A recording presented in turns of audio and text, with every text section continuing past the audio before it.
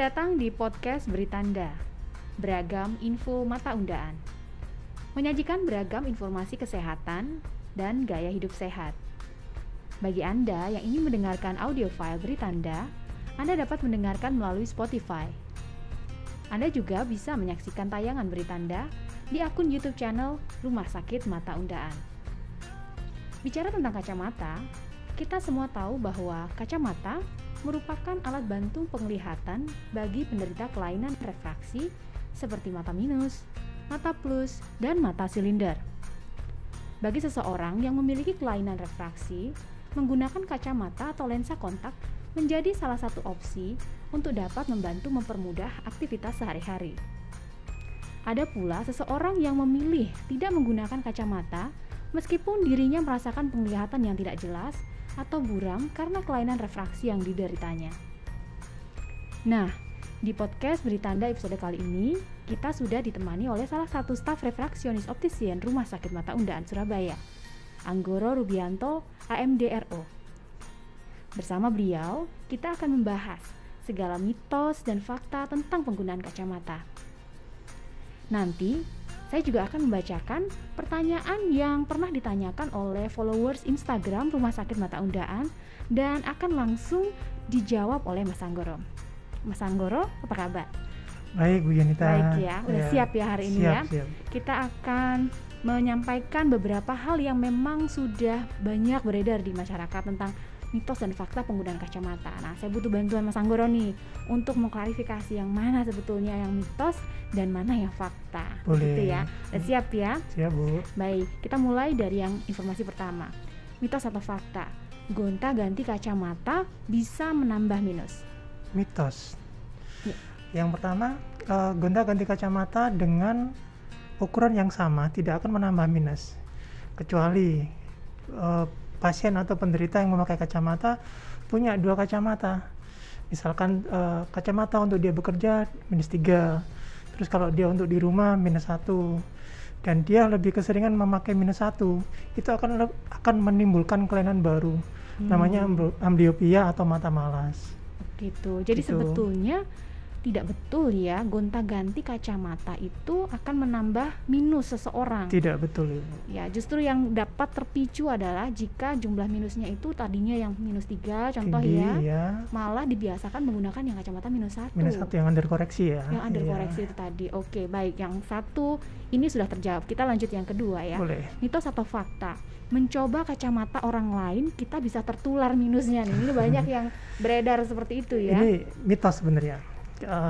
Penggunaan kacamata, perlu kita pahami bahwa kacamata itu sebenarnya adalah alat bantu penglihatan, jadi bukan obat. Jadi kelainan refraksi itu bukan penyakit yang bisa disembuhkan, dia hanya bisa dibantu dengan alat bantu penglihatan. Kacamata adalah salah satunya. Jadi kalau kita gonta-ganti dengan teman kita, misalkan dia minusnya tinggi terus kita nanti ketularan tinggi, tidak juga. Gitu ya, jadi mitos tuh, sudah ya. Dibongkar ini ya, jadi itu adalah mitos ya, kita nggak akan tertular minus dari seseorang yang kita pinjam kacamata. Tapi sarannya juga jangan pakai kacamata orang lain juga. Oke. Baik, selanjutnya nih, mitos atau fakta, seseorang yang jarang menggunakan kacamata meskipun dia sudah didiagnosa memiliki kelainan refraksi, tapi kacamata jarang dipakai nih, gimana nih Pak? Nah, itu ya tadi yang seperti yang awal saya jelaskan. Kalau dia tidak menggunakan kacamata atau malah memakai kacamata yang tidak ukuran sebenarnya, akan timbul suatu kelainan baru yang namanya amblyopia atau sering kita sebut sebagai mata malas. Di mana keadaan amblyopia kita terapi dengan kacamata minus berapapun, penglihatan dia tidak akan bisa kembali seperti orang normal. Nah, kita lanjut lagi ya, Mas Anggoro. Mitos atau fakta, memilih kacamata tanpa resep dokter dapat berakibat bertambahnya ukuran kacamata itu sendiri. Ini mitos juga, maaf. Bertambahnya minus yang tanpa menggunakan resep kacamata. Iya. Kita nggak tahu sebenarnya pasien atau penderita refraksi ini minusnya berapa. Jadi kalau alangkah baiknya kalau dia periksa dulu ke dokter, bisa tahu ukuran kacamata yang pas untuk sang penderita ini. Tapi andai kata dia beli tanpa resep kacamata, yang ditakutkan seperti yang awal saya jelaskan tadi. Iya. Andai kan dia ukurannya 3, ternyata dia beli kacamata yang -1. Iya. Dengan -1 saya sudah jelas kok Bu. Tapi itu kan under koreksi. Iya. Yang kita takutkan adalah munculnya mata malas tadi. Iya, betul.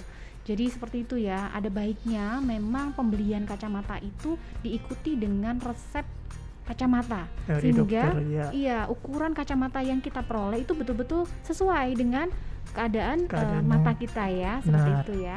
Baik, selanjutnya mitos atau fakta. Menggunakan kacamata yang sesuai resep itu justru sebaliknya deh kayak tadi. Kalau tadi itu nggak pakai resep, ini nih menggunakan kacamata sesuai resep, nanti kita bisa berangsur-angsur pulih, jadi nggak minus lagi. Nah, ini juga mitos.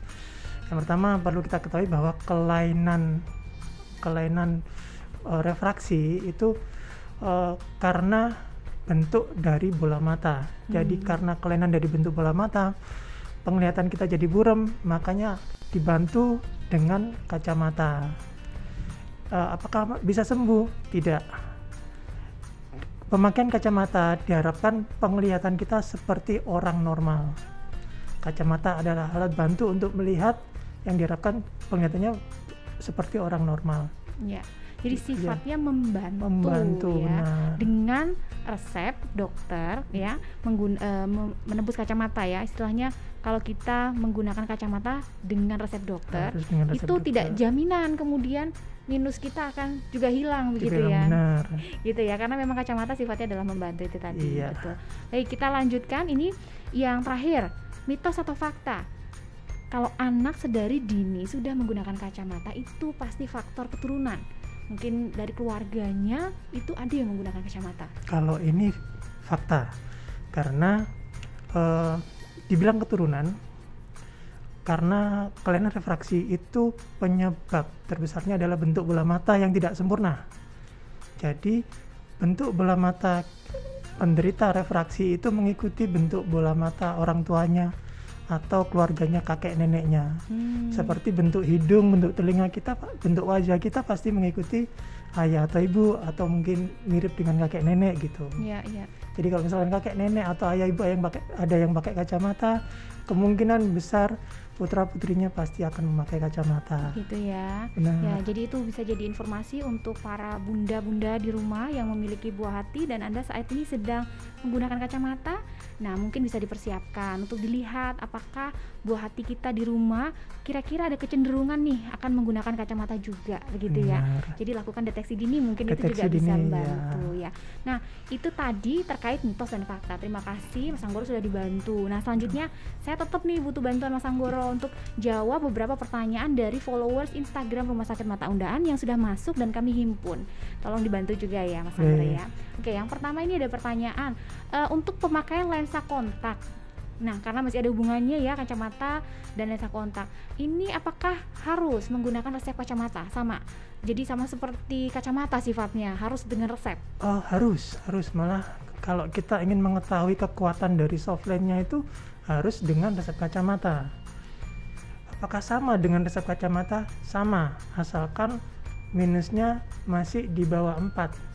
Begitu di atas -4 itu akan dikonversikan, akan diturunkan gitu. Itu nanti dibawa ke optik atau ke rumah sakit, mereka kalau yang punya tabel pasti akan diturunkan. Disesuaikan dengan tabelnya. Oh, begitu. Jadi ini juga bisa informasi bagi kanca sehat yang saat ini lagi seneng-senengnya pakai lensa kontak yang warna-warni ya mungkin ya. Nah, biasanya dibeli bebas ya, bisa dibeli di mana aja tanpa resep dokter. Nah, informasi ini semoga bisa bermanfaat. Kita lanjut ke pertanyaan yang kedua dari followers Instagram Rumah Sakit Mata Undaan yang juga bertanya ketika menggunakan kacamata fashion. Nih kan kacamata fashion juga lagi booming ya, modelnya macam-macam ya. Tapi kalau dipakai mungkin dalam waktu yang cukup lama, kemudian menimbulkan efek pusing begitu. Kira-kira itu apa tanda-tanda seseorang itu akan jadi minus juga begitu? Bisa juga ada minusnya, bisa juga tidak. Karena penderita ini ada keluhan, maka saya sarankan lebih baik periksa dulu ke dokter spesialis mata.